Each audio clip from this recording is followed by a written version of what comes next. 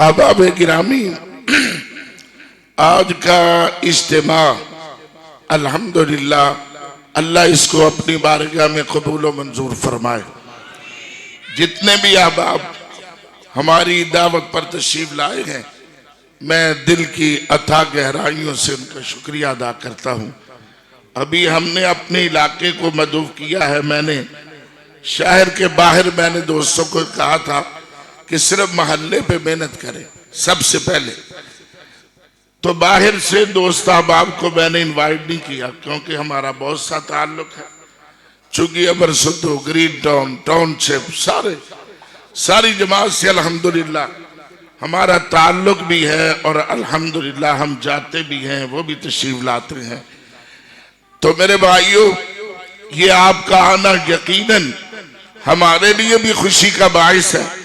और ये बच्चे जो नए नए दीन पे आए हैं और दीन पे चलने के लिए इनको एक राह हमवार कर दी गई है, ये बच्चे आपका सदका जारिया है। और इन बच्चों के लिए दर्द दिल से दुआ फरमाएं कि अल्लाह इन बच्चों को अपनी बारगाह में कबूल फरमाए। और मेरी उनके वालिदैन से भी एक गुजारिश है कि जब तक इन बच्चों को घर में हाफिज़े कुरान का माहौल नहीं देंगे, उस वक्त तक इस बच्चे को कुरान याद रह सकता नहीं रह।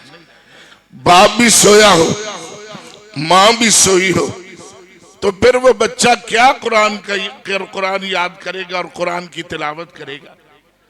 ये जो बच्चा कारी साहब कह रहा, 1 साल में इसने कुरान पाक की हिफ्ज़ किया है और वे बच्चा लायक तहसीन है, इसलिए कि इस बच्चे ने कोई परवाह नहीं की कि मेरे लिए खाने का कोई एहतमाम है या नहीं है। जितने भी बच्चे हैं, लेकिन अल्हम्दुलिल्लाह हमारे दोस्त साहबाब बड़ा ही बच्चों का ख्याल करते हैं, इन तुलबा का।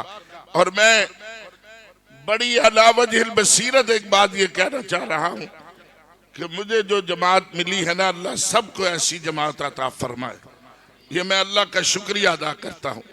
और उसके अंदर एक वजह यह है कि हमें जब फारिग किया गया, जब हम जामिया मुहम्मदिया गुजरांवाला से फारिग हुए, तो मौलाना शेखुल हदीस मौलाना अब्दुल्ला साहब ने एक बात इरशाद फरमाई रहमतुल्लाह अलैह।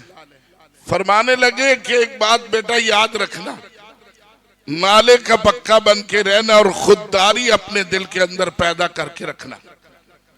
समझ आई? खुददारी कि किसी आम चौधरी से उधार पकड़कर अगर जिंदगी गुजारोगे तो वह तुम्हारी इज्जत नहीं करेगा। और अल्हम्दुलिल्लाह हमने इन दोनों बातों पे अमल किया है। उसर युसर इंसान की जिंदगी का हिस्सा है, लेकिन अल्हम्दुलिल्लाह हमारे अहबाब जमात इंतहाई अच्छे हैं, मुखलिस हैं। और मेरे हमसाए में जितने लोग हैं अल्लाह के फजल करम से बड़े ही कदरदान हैं, वो चाहे आलुल हदीस हो, चाहे बरेलवी हो, चाहे किसी भी मकतबा फिक्र से ताल्लुक रखते हो। चंद दिन पहले हमारे मोहल्ले में एक फौतगी हुई, तो फौतगी के बारे में लोग परेशान हुए, कहने लगे कि यार इस बंदे की नमाज़े जनाजा कौन पढ़ाएगा।